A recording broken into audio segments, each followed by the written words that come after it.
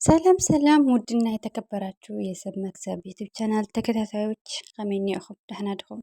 እግዚአብሔር ይመስገን ኣነ ድሓን እየ እምበኣርክስ ናይ ለማዓንቲ ከዓ ሕፅር ምጥን ብዝበለት ደቂ ገጠር ትዝታታት ንእሽተን ቁጡብ ኣብልሕ ዘለኹም መፅእ ኣለኹም ማለት እዩ። እስካብ ቪድዮ መጨረሻ ምስኣነ ኩኑ እዚ መስል ትዝታታት ገጠር ኣብቲ ቀደም ግዜ እኳ ላብ ገጠር ባጃጅ ገለ ላብ ገጠር ኣይኸዳን ነብረን። ኣብዚ ሕዚ ሰዓት ግን ካብ ላብ ከተማ ላብ ገጠር እየን ዝሰርሓ ዘለዋ ማለት እዩ። ናዚ መስል ደቂ ሓራ መሬት ደቂ ገጠር ኣብ ገጠር እዩ ዘሎ ምቁር ሂወት እውነት ለመናገር ማለት እዩ።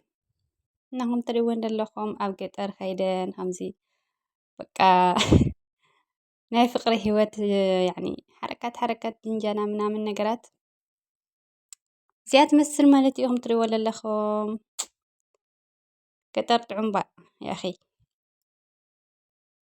ትዝታታት ዘለኩም ከም ትሪእዎ ዘለኹም ማለት እዩ። ተደልኹም ብባጃጅኹም ተደልኹም ብእግርኹም ምንም ኣይሓርመተካ ገጠር ከተማ ግን ምቁር ልኹ ያን ያህል ነፃነት ዘለዎ እንትን የኾነ ማለት ኢና ከም ትሪእዎ ዘለኹም ኣብ ማእኸል ገጠር እምባ ኣብ ማእኸል ገጠርን ከተማ ባጃጅ በቃ ሰተት እየን ዝብላ ዘለዋ ኣብዚ ሕዚ ሰዓት ማለት እዩ። ኣብቲ ቀደም ግዜ ግን ካብ ከተማ ይወፃ ኣይነበረን።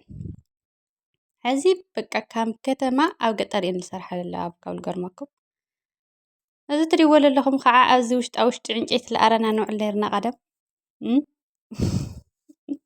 ንዓትኽን ዕንጨይቲ ንወፍር ደቂ ዓበይቲ ደቂ ገጠር ኣይኒኽን ኣለኽን ደቂ ገጠር ኣለኹ በለ እስኪ ንዕኒ ዕንጨይቲ ንኸድ ንዕኒ ዕንጨይቲ ንኣሪ ገለ ንብል ነርና እሞ ኣብ ልዚ ከምዚ ዓይነት ዝበለ ቦታ ኢና ኮለል ኣልና ንዕር ነርና ዕንጨይቲ ድዩ ጓስነት ድዩ እንታይ ኢኹም በዛ ኣጋጣሚ ከዓ እንታይ ኢኹም ትሕልዩ ነርኩም? ገፍቲ ዶ ኣጣል ዶ ኣባጊዕ ዲኹም እንታይ ኢኹም ትሕልዩ ነርኩም?